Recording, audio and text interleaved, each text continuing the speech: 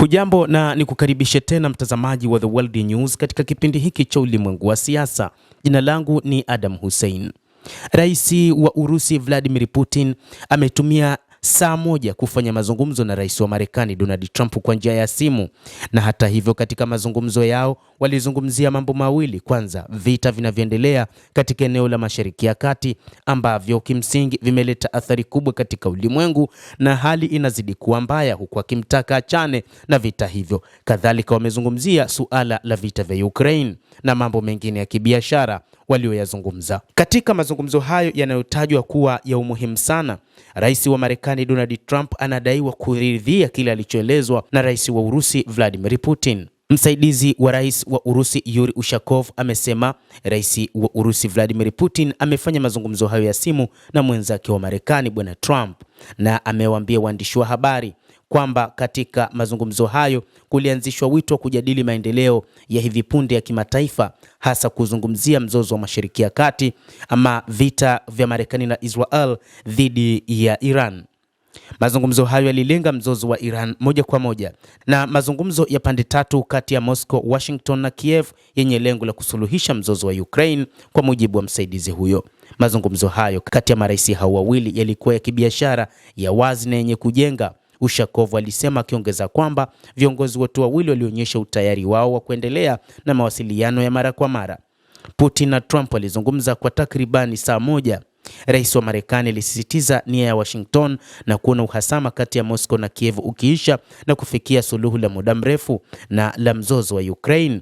Putin alimshukuru Trump kwa juhudi zinazoendelea za upatanishi za utawala wake, kulingana na Ushakovu, lakini pia alitoa mawazo yake kuhusu mzozo ambao unaendelea nchini Iran, na alimweleza Trump kwamba mzozo huu si mzozo wa kuendelea nao, ni mzozo ambao kimsingi unahatarisha na kudhoofisha hali ya uchumi wa dunia tofauti na ule wa Ukraine. Mzozo katika Mashariki ya Kati ni mzozo mbaya sana. Ni mzozo ambao kwa namna moja ama nyingine umeliingiza eneo zima la Mashariki ya Kati na hata ulimwengu kwa ujumla kuingia katika hali ngumu. Watu wa magharibi wanalia, nchi zote duniani zinalia kutokana na mzozo huo. Rais wa Marekani alielewa kile alichoelezwa na rais wa Urusi Vladimir Putin, na ndio maana hata katika hotuba yake aliweka wazi kusema kwamba mzozo huo huenda ukaisha kwa muda mfupi ujao. Hata hivyo, rais wa Urusi alimweleza rais wa Marekani kwamba alifanya mazungumzo na viongozi wa Ghuba, lakini pia alifanya mazungumzo na rais wa Iran Masoud Pezeshkian ambao alizungumza nao wiki iliyopita. Trump kwa upande wake alionyesha maoni yake juu ya hali hiyo, ambapo Ushakov, msaidizi wa rais wa Urusi Vladimir Putin, alisema na kuongeza kuwa walikuwa na majadiliano makubwa ya juu na ya kusuluhisha masuala yote. Trump ameelezea mazungumzo yake na Putin kama wito mzuri, akiuambia mkutano na waandishi wa habari baadaye Jumatatu kwamba viongozi walijadili vita vya Iran na mapambano yasiyoisha nchini Ukraine.